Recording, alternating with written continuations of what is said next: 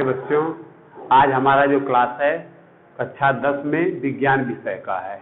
और विज्ञान विषय को पढ़ने के लिए सबसे पहले विज्ञान के पाठ्यक्रम क्या हैं उसको हमको समझना बहुत जरूरी होता है। तो विज्ञान के 3 पार्ट होते हैं और 3 पार्ट में जो पहला पार्ट होता है वह रसायन विज्ञान का होता है। रसायन विज्ञान होता है और दूसरा जो पार्ट होता है वो भौतिकी होता है, भौतिक विज्ञान होता है, भौतिक विज्ञान है। और उसके बाद जीव विज्ञान है। तीसरा जो पार्ट है वह जीव विज्ञान है। और बोर्ड परीक्षा में जो 70 अंक के सैद्धांतिक प्रश्न आते हैं उसमें 20 अंक का जो है रसायन विज्ञान का आपको प्रश्न पूछा जाता है। और भौतिक विज्ञान और जीव विज्ञान के जो प्रश्न पूछे जाते हैं वो 25 अंक और 25 अंक के होते हैं। तो इस तरह से 25 अंक और 25 50 और 20 अंक रसायन विज्ञान के, तो कुल मिला के सैद्धांतिक के जो है 70 अंक के प्रश्न पूछे जाते हैं। और 30 अंक के जो है प्रयोगात्मक कार्य के जो है पूछे जाते हैं। तो यह आपको सैद्धांतिक बोर्ड परीक्षा में पूछा जाता है 70 अंक के, और आपको 30 अंक के जो है प्रयोगात्मक कार्य जो है इंटरनल आपके स्कूल में प्रयोगात्मक परीक्षा होती है 30 अंक के। तो इस तरह से पूरा विज्ञान जो है आपको 100 अंक के होते हैं। मैं अखंड प्रताप सिंह आप लोगों को रसायन विज्ञान का जो पहला पार्ट है 20 अंक का, उसको हम आप लोगों को पढ़ाएंगे। तो रसायन विज्ञान में जो है कुल 5 पार्ट है हाई स्कूल में। और 5 पार्ट में जो है आपका जो पहला पार्ट दिया गया है वह रासायनिक अभिक्रिया वाला पार्ट दिया गया है। रासायनिक अभिक्रिया वाला पार्ट जो दिया गया है वह आपको तत्वों के अभिक्रियाओं के संबंध में जो है दिया गया है। तो उसको जो है पहले जो लेसन है उसको बाद में अध्ययन करेंगे। लेसन नंबर 2 अम्ल क्षार और लवण से स्टार्ट किया जाएगा। तो दूसरा जो लेसन है लेसन नंबर 2 उसका नाम है अम्ल क्षार एवं लवण। अम्ल क्षार व लवण। अम्ल को जो है अंग्रेजी में एसिड बोलते हैं, क्षार को बेस बोलते हैं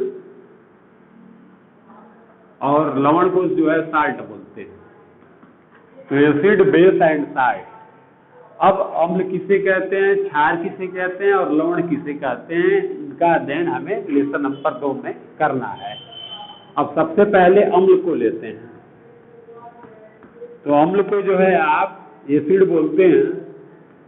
तो अम्ल की जब डिफिनीशन दी जाती है तो इसमें सबसे पहले बताया जाता है कि अम्ल वे पदार्थ हैं जिनका स्वाद खट्टा होता है, उसे अम्ल कहते हैं। लेकिन यह फिजिकली आपको डिफिनीशन है। रसायन विज्ञान में आपको डिफिनीशन जब देना होता है तो सबसे पहले आप देते हैं कैसे, देखिए हमने अम्लों को लिखा जैसे HCl है, SNO3 है, तो इसको हम हाइड्रोक्लोरिक अम्ल कहते हैं ना। इसको जब हम जल में घोलते हैं तो इसका जलीय विलयन प्राप्त होगा। और जलीय विलयन प्राप्त होता है यानी कि जल में घोलने के बाद इसका जो हाइड्रोजन है वो हाइड्रोजन धनायन के रूप में, हाइड्रोजन आयन के रूप में अलग होता है। और जो क्लोरीन है वह क्लोराइड आयन के रूप में अलग होता है। तो कहने का मतलब यह है कि अम्ल वे पदार्थ हैं जिनका स्वाद खट्टा होता है और जिन्हें जल में घोलने पर हाइड्रोजन आयन देते हैं। ऐसे यौगिक जिसे जल में घोलने पर हाइड्रोजन आयन देते हैं उसे अम्ल कहते हैं। तो इसको बोलते हैं हाइड्रोजन आयन, हाइड्रोजन आयन। तो यह जो परिभाषा है वह आर्हेनियस वैज्ञानिक ने दिया था। किसने दिया था? आर्हेनियस वैज्ञानिक ने यह परिकल्पना दिया था। इसलिए इस नियम को हम आर्हेनियस का नियम भी कहते हैं।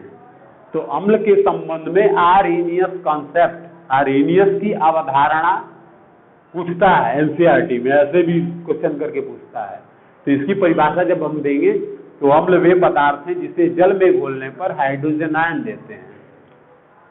एसिड की परिभाषा अगर अंग्रेजी में देना होता है, any compound including the liquid including the water and give us two hydrogen ion we call the compound is the name of acid compound अंग्रेजी में दिया जाता है। HNO3 या नाइट्रिक अम्ल है, इसको जब जल में घोलेंगे तो यह आपको हाइड्रोजन आयन देगा और NO3 नाइट्रेट आयन के रूप में अलग होगा। तो इसका मतलब यह भी हाइड्रोजन आयन दिया। वैसे तो आपका जैसे H2SO4 है, सल्फ्यूरिक अम्ल है, इसको जब जल में घोलेंगे तो इसका भी वियोजन हो जाता है। वियोजन का मतलब क्या होता है? अर्ध तीर अग्र दिशा में दिखाते हैं और आधा तीर जो है पश्चिम दिशा में, इसको हम उत्क्रमणीय विक्रिया का निशान भी कहते हैं। तो इसका जो हाइड्रोजन है वो अलग होगा। तो हाइड्रोजन हाइड्रोजन आयन के रूप में अलग होता है। हाइड्रोजन यदि single positive charge, but the hydrogen यदि total number of 2, so the multiple of 2, and the SO4 is the sulfate ion, we call the SO4 is the double negative charge। तो SO4 minus minus दिखा देते हैं उसके ऊपर, इसको बोलते हैं सल्फेट आयन, इसको बोलते हैं हाइड्रोजन आयन। तो ये जो आपको अम्ल दिखाई दे रहे हैं, चाहे वह हाइड्रोक्लोरिक अम्ल हो, नाइट्रिक अम्ल हो, सल्फ्यूरिक अम्ल हो, सबको हम जल में घोले हैं। जल में घोलने के बाद हाइड्रोजन आयन दिए हैं। तो कहने का मतलब ये है कि आर्हेनियस ने कहा कि अम्ल वे पदार्थ हैं जिसे जल में घोलने पर हाइड्रोजन आयन देते हैं, उसे अम्ल कहते हैं। और आर्हेनियस साहब ने जो है क्षार की भी परिभाषा दी थी। लेकिन पहले हम अम्ल का अध्ययन कर रहे हैं तो अम्ल को पूरा पढ़ लेंगे। आर्हेनियस के अतिरिक्त ब्रांस्टेड और लौरी ने भी अपनी एक परिकल्पना दी थी। ब्रांस्टेड व लौरी वैज्ञानिक का नाम है। तो ब्रांस्टेड व लौरी ने जो है अम्ल की परिभाषा दिया और इन्होंने थोड़ा सा इसको चेंज किया, और चेंज करके क्या बताया उसको देखेंगे। ब्रांस्टेड व लौरी कहते हैं कि अम्ल वे पदार्थ हैं जिसे जल में घोलने पर, हम H2O में इसको घोल दिए, घोलने के बाद इसका जो हाइड्रोजन है वो अतिरिक्त हाइड्रोजन इस H2O से इंक्लूड हो जाता है। तो जब जल के साथ एक अतिरिक्त हाइड्रोजन जुड़ जाता है तो इसको हम बोलते हैं H3O। और चूंकि एक अतिरिक्त हाइड्रोजन जुड़ जाता है तो इस पर पॉजिटिव चार्ज लगा देते हैं। वैसे H2O तो आपको बैलेंस होता है, तो इसको बोलते हैं हाइड्रोनियम आयन। क्या बोलते हैं? Hydronium ion. और फिर इसका जो क्लोरीन है वो क्लोराइड आयन के रूप में जो है आपको अलग होता है। तो ब्रांस्टेड व लौरी जो है अम्ल की परिभाषा देते हैं और कहते हैं कि अम्ल वे पदार्थ हैं जिसे जल में घोलने पर हाइड्रोनियम आयन देते हैं, अर्थात H3O धनायन देते हैं। तो इसको हम बोलते हैं ब्रांस्टेड व लौरी की संकल्पना, और आर्हेनियस की संकल्पना है कि हाइड्रोजन आयन देते हैं। तो दोनों में यह थोड़ा सा आपको अंतर है। बात समझ में आई? तो ये तो रहा आपको अम्ल की परिभाषा। और दूसरा जो है क्षार है, क्षार को भी पढ़ लेंगे इसके बाद। तो ब्रांस्टेड और लौरी में थोड़ा सा अंतर है, इसमें H3O धनायन देता है ब्रांस्टेड लौरी में, और आर्हेनियस में हाइड्रोजन आयन देता है। अब क्षार को देख लेंगे तुरंत। तो क्षार को अंग्रेजी में बेस बोलते हैं। अच्छा, अम्ल अभी जो आप पढ़े हैं उसमें जैसे नींबू है, सिट्रिक अम्ल है, नींबू आप लोग खाते हैं ना, तो नींबू में भी जो है आपको अम्ल है, अम्ल की मात्रा शरीर का खाते हैं। दैनिक जीवन में कुछ पदार्थ ऐसे भी हैं जिसमें अम्ल की मात्रा होती है और उनको आप खाद्य पदार्थों में यूज करते हैं। जैसे आपके घर जो है सिरका होगा तो वो एसिडिक अम्ल है, दही खाते हैं तो वो भी खट्टापन है, तो इसका मतलब अम्ल है। नींबू है तो जो आंवला है, कार्बिक एसिड है। तो जो भी पदार्थ हैं जिनमें खट्टापन होता है खाद्य पदार्थों में यूज भी करते हैं, सारे के सारे अम्ल हैं। अब क्षार को पढ़ेंगे तो क्षार इनका स्वाद कसैला होता है, लेकिन स्वाद की बात केमिस्ट्री वाले नहीं करते हैं। पहले आप केमिकल की दृष्टि से, रासायनिक दृष्टि से जो है इसकी परिभाषा देखेंगे। तो क्षार वे पदार्थ हैं जिनका स्वाद कसैला होता है। और आर्हेनियस ने जो संकल्पना दिया, उन्होंने कहा कि क्षार वे पदार्थ हैं जिसे जल में घोलने पर हाइड्रोक्सिल आयन देते हैं, यानी इसका जो OH वाला पार्ट है वो अलग होता है। तो Na धनायन हो जाएगा और धन हाइड्रोक्सिल ऋणायन, OH ऋणायन हो जाएगा। तो NaOH को सोडियम हाइड्रोक्साइड कहते हैं। तो सोडियम हाइड्रोक्साइड को जब जल में हमने घोला तो सोडियम आयन दिया और OH ऋणायन दिया, अर्थात हाइड्रोक्सिल आयन दिया। तो क्षार वे पदार्थ हैं जिसे जल में घोलने पर हाइड्रोक्सिल आयन देते हैं, OH ऋणायन देते हैं, उसे क्षार कहते हैं। यह परिकल्पना आर्हेनियस की है। किसकी है? आर्हेनियस की है। इसको बोलते हैं हाइड्रोक्सिल आयन। तो ये क्षार की परिकल्पना है। NaOH हो गया, फिर CaOH ट्वाइस, इसको बोलते हैं कैल्शियम हाइड्रोक्साइड। इसका वियोजन का विक्रिया का निशान देंगे, इसको जल में घोलेंगे तो Ca होगा, आयन के रूप में होगा। अब Ca कैल्शियम का जो है एटॉमिक नंबर होता है 20, 2 8 10, 8 18 और 2 20। तो कैल्शियम के अंतिम संयोजी कोष में 2 इलेक्ट्रॉन है, इसलिए कैल्शियम के ऊपर डबल पॉजिटिव चार्ज लगा देते हैं। अब OH जो हाइड्रोक्सिल आयन होता है उस पर सिंगल नेगेटिव चार्ज होता है और OH की संख्या 2 है, इसीलिए इसमें 2 का गुणा कर देंगे। तो इस तरह से Ca कैल्शियम आयन इसको बोलते हैं, Ca डबल देना है, निकाल दी कैल्शियम आयन को बोलते हैं, इसको हाइड्रोक्सिल आयन कहते हैं। तो ये क्षार के उदाहरण हुए, मैग्नीशियम हाइड्रोक्साइड हुआ, कैल्शियम हाइड्रोक्साइड हुआ, NaOH सोडियम हाइड्रोक्साइड हुआ, ये सब क्षार है। तो मैं तो कहता हूं कि जो भी आपको यौगिक कार्य सूत्र दिखाई दे और उसमें OH समूह यदि दिखाई देते हो तो वो क्षार है, और जिसमें ओनली केवल हाइड्रोजन समूह दिखाई देते हैं उन्हें अम्ल कहते हैं। तो वो देख के समझने का तरीका है, लेकिन जब रिएक्शन के आधार पे आपको लिखना हो तो बिना आप रिएक्शन को जो है आयन के रूप में अलग करके ही दिखाएंगे।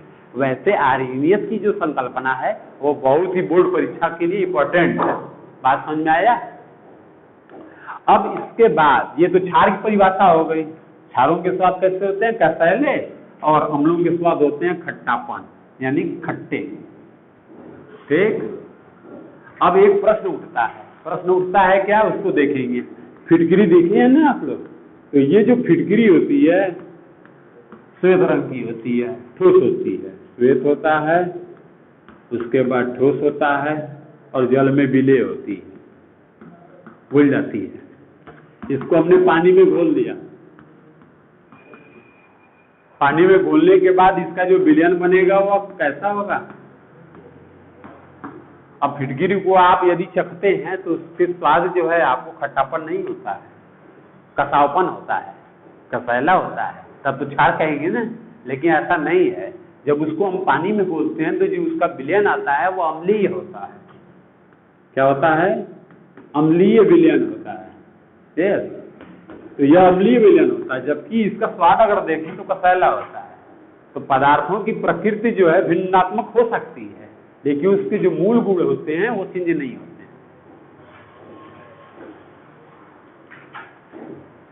अब यदि कोई भी आपको विलयन दिया गया हो या कोई पदार्थ दिया गया हो और उसकी आपको अम्लीयता या क्षारीयता को ज्ञात करना हो तो उसके लिए हम सूचक का प्रयोग करते हैं, इंडिकेटर जिसे कहते हैं। ठीक। तो ये आपका एक सूचक है, इसको देखेंगे, इंडिकेटर। सूचक शब्द में जो है अगर यहाँ को बंद करके न लिख दिया जाए और आग मात्रा जोड़ दिया जाए तो सूचना हो जाता है। सूचना का मतलब होता है सूचना देना, तो इसका मतलब यह हुआ इंडिकेट करना। तो सूचक वे पदार्थ हैं जो हमें सूचना देते हैं कि वह जो पदार्थ है उसका विलयन अम्लीय है कि क्षारीय है। बात समझ में आई? तो सबसे पहले इंडिकेटर को समझेंगे। तो जब हम किसी दिए गए पदार्थ को किसी विलायक में डालकर घोल लेते हैं तो विलयन बन जाता है, और उस विलयन की अम्लीयता और क्षारीयता का निर्धारण करने के लिए जिन पदार्थों का प्रयोग करते हैं उसे सूचक पदार्थ कहते हैं। और सूचक पदार्थ अपने रंग परिवर्तन के द्वारा विलयनों के अम्लीयता और क्षारीयता का निर्धारण करते हैं। जैसे आपके स्कूल में लैब में आपको लिटमस पेपर है, एक लिटमस पेपर इसका नाम है, तो वह 2 रंग का होता है, एक लाल होता है, एक नीला होता है। तो लिटमस पेपर भी हमें सूचना देने का काम करता है।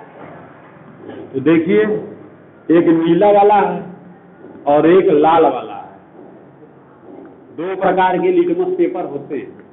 अब जैसे हमने फिटकरी का जो विलयन बनाया था उसमें जो उसको हम एक परखनली में ले लेंगे, और परखनली में लेने के बाद चिमटी आप लोगों के घर पे होगी ने, और नीला वाला लिटमस पेपर को चिमटी से पकड़ के उस परखनली में धीरे से डाल देंगे। डालने के बाद जो आपका रंग देखेंगे कि क्या नीले लिटमस पेपर का जो रंग है वह लाल हुआ कि नहीं हुआ। अगर लाल हो गया तो इसका मतलब फिटकरी का जो विलयन आया वो अम्लीय होगा,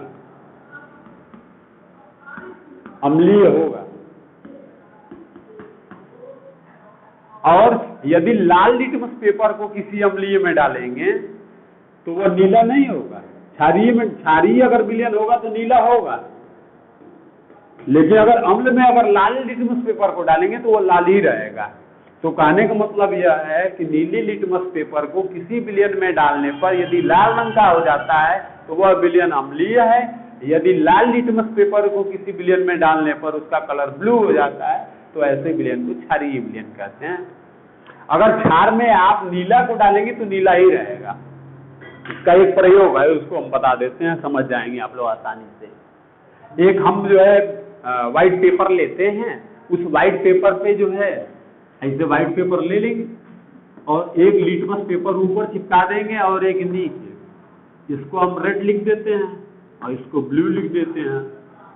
और दोनों को लिखने के बाद आपके घर बहुत सारे पदार्थ हैं, वो ड्रापर होता है ना, उस ड्रापर से नींबू को काट लेते हैं पहले, उससे ड्रापर से जो है थोड़ा सा उसमें से खींच लेते हैं उसका रस, और इस नीला वाला पे, क्योंकि वो आपको नींबू का रस क्या है, सिट्रिक अम्ल है, तो जो सिट्रिक अम्ल होगा वह नीले लिटमस पेपर को लाल कर देगा। तो इस पर नींबू का रस थोड़ा सा गिरा देंगे, जैसे गिराएंगे तो वह रेड कलर का हो जाएगा और कोष्टक में लिख देंगे नींबू का रस, नींबू का रस। इसका मतलब यह हुआ कि नींबू का रस नीले लिटमस पेपर पर डालने पर लाल रंग देता है, अर्थात वह अम्ल है। और दही ले लेते हैं, आपके घर होगा ना, तो दही जो होता है उसका जो विलयन होगा यानी मट्ठा, और मट्ठे को जो है फिर ड्रापर से लेते हैं, थोड़ा धो लेंगे, फिर उसमें से खींच लेंगे, और खींचने के बाद वो भी खट्टा होता है, तो इसका मतलब अम्ल है। आपको परिभाषा के आधार पर मालूम होना चाहिए कि अम्ल की क्षार है। उसके बाद फिर जो है इस नीले लिटमस पेपर पे जो है आप ड्रापर से फिर यहाँ गिरा देंगे और नीचे लिख देंगे दही का विलयन, दही का विलयन। और जैसे ही दही का विलयन गिराएंगे यहाँ पे तो वह नीला लिटमस पेपर जो है लाल रंग का हो जाएगा, तो यह जो है फिर रेड हो जाएगा। तो इसका मतलब दही का जो विलयन है वह नीले लिटमस पेपर को लाल कर देता है, अर्थात वह अम्ल है। इसी तरह टमाटर ले लेते हैं, टमाटर को काट लेते हैं, ड्रापर से इसके रस को खींच लेते हैं और खींच के फिर इस पर जो है आप टमाटर के रस को फिर गिरा देते हैं, यहाँ लिख देते हैं टमाटर का रस, तो वो भी जो है आपको रेड कलर का हो जाता है, यानी नीले लिटमस पेपर को लाल कर देता है, अर्थात टमाटर का रस भी अम्लीय होता है। इसी तरह आपको बहुत सारे खाद्य पदार्थ ऐसे हैं जिनको आप खाते हैं, पीते हैं और उनमें जो है अम्ल की मात्रा पाई जाती है, और नीले लिटमस पेपर पर ड्रापर से उनको गिराने पर वो लाल रंग के हो जाते हैं। थोड़ा क्षार का परीक्षण देखेंगे। लाल लिटमस पेपर को यदि किसी क्षारीय विलयन में डालें तो वह नीला रंग देता है, यहाँ पर अभी हमने बताया है आपको। तो लाल लिटमस पेपर, रेड वाला आपको लिटमस पेपर दिया गया है, तो आपके घर चूना होगा, चूने को ले लेते हैं और उस चूने को जो है थोड़ा सा पानी उसमें डाल के विलयन बना लेते हैं, घोल बना लेते हैं, फिर ड्रापर से खींचते हैं, चूना पानी जिसे कहते हैं COH2, और यहाँ पर जैसे चूने का पानी गिराएंगे यानी CaOH2, चूना पानी कहते हैं जिसे, तो यह जो है लाल लिटमस पेपर ब्लू कलर का हो जाएगा, नीला हो जाएगा, अर्थात चूना पानी जो है आपको लाल लिटमस पेपर को नीला कर दिया, अर्थात क्षारीय है। ऐसे बहुत सारे आपके पास ऐसे मटेरियल हैं जिनके विलयन को यदि आप लाल लिटमस पेपर पे डालें तो नीला रंग देता है। इस तरह से लिटमस पेपर भी जो है सूचक का कार्य करता है। फिनाफ्थलीन है, लिटमस पेपर है, आपको मेथिल ऑरेंज है, मेथिल रेड है, थायमिन ब्लू है, आपको बहुत सारे सूचक हैं जिनका प्रयोग आप प्रयोगशाला में करते हैं। तो आज की क्लास को यहीं स्थगित किया जाता है, शेष कार्रवाई अगले दिन से पढ़ाई जाएगी आपको। ठीक है, थैंक यू।